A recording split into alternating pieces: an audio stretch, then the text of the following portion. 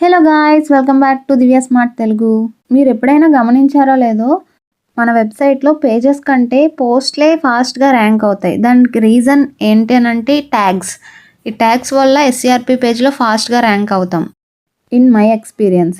So పేజెస్కి tags ఇవ్వడానికి option ఉండదు, ఓన్లీ పోస్టులకి మాత్రమే ఉంటుంది. పేజెస్ కూడా ట్యాగ్స్ కేటగిరీస్ ఇవ్వడానికి ఒక ప్లగ్ఇన్ ఉంది, అది మీకు ఇప్పుడు షేర్ చేస్తాను.